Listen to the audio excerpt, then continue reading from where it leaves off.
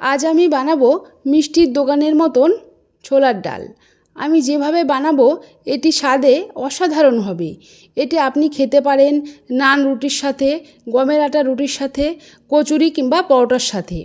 তাহলে শুরু করার আগে যারা আমার চ্যানেলে নতুন আছেন তারা অবশ্যই চ্যানেলটিকে সাবস্ক্রাইব করে পাশে থাকবেন এবং সকলেই লাইক শেয়ার কমেন্ট করতে কিন্তু ভুলবেন না। মিষ্টির দোকানের মতো ছোলার ডাল বানাতে আমি এখানে ছোলার ডালটা 1 ঘন্টা মতো আগে ভালো করে ধুয়ে জলে ভিজিয়ে রেখেছিলাম। দেখুন বেশ ফুলে মোটা মোটা হয়ে গেছে।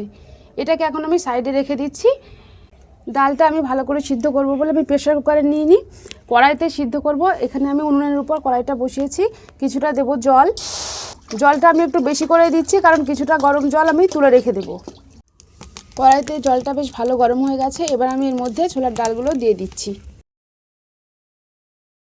কিছুটা গরম জল আমি এবার উঠিয়ে রেখে দেব, পরে যদি দরকার পড়ে এই গরম জলটা আবারও দেব। এবার এর মধ্যে কিছুটা দিচ্ছি সর্ষের তেল।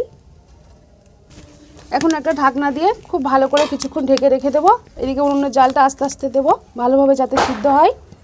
প্রায় 15-20 মিনিট পর আমি ঢাকনাটা খুলে দেখে নিচ্ছি কতটা সিদ্ধ হয়েছে। খুব সুন্দর ডালটা সিদ্ধ হয়ে গেছে, আমি একটু দেখিয়ে দিচ্ছি আপনাদের। দেখুন খুব সুন্দর সিদ্ধ হয়েছে। এবার আমি এটাকে একটু লবণ দেবো এর মধ্যে। আগে কিন্তু আমি কিছুই দিইনি, এখন একটু লবণ দিয়ে নামিয়ে নেব।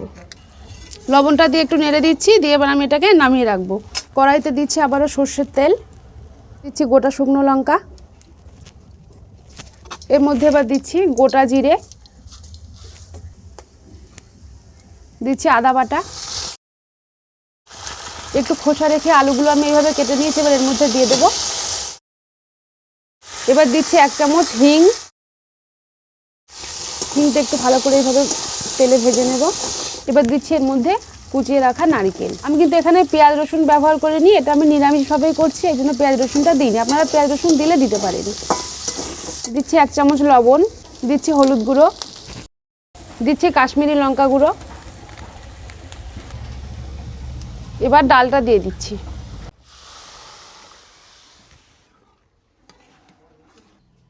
সব শেষে দিচ্ছি 2টো কাঁচা লঙ্কা একটু চিড়ে নিয়েছি, মুখটা দিয়ে দিলাম। দিয়ে এবার একটু ঢাকনা দিয়ে ঢেকে দেবো কিছুক্ষণ। জালটা এবার খুব ভালোভাবে দেব। কিছুক্ষণ পর ঢাকনাটা খুলে দেখে নিচ্ছি ডালটা কত দূর হয়েছে। প্রায় হয়ে গেছে, অনেকটা ঝোল টেনে নিয়েছে। সব শেষে আমি এর মধ্যে দিচ্ছি একটু চিনি। মিষ্টির দোকানে কিন্তু ডালে মিষ্টির রস দেয়, আমি এখানে মিষ্টির রসের পরিবর্তে চিনি দিচ্ছি। আর যারা তরকারিতে চিনি দেওয়া পছন্দ করেন না তারা দেবেন না। একটু ভালো করে চিনি দেওয়ার পর নেড়ে দিচ্ছি। ডালটা আমার পুরো কমপ্লিট, এবার আমি নামিয়ে নেব। তাহলে বন্ধুরা আজকের এই রেসিপি যদি আমার ভালো লেগে থাকে তাহলে চ্যানেলটিকে সাবস্ক্রাইব করে অবশ্যই পাশে থাকবেন, সঙ্গে লাইক শেয়ার করতে কিন্তু ভুলবেন না। আজকের মতো এখানেই শেষ করছি। সবাই ভালো থাকবেন, সুস্থ থাকবেন।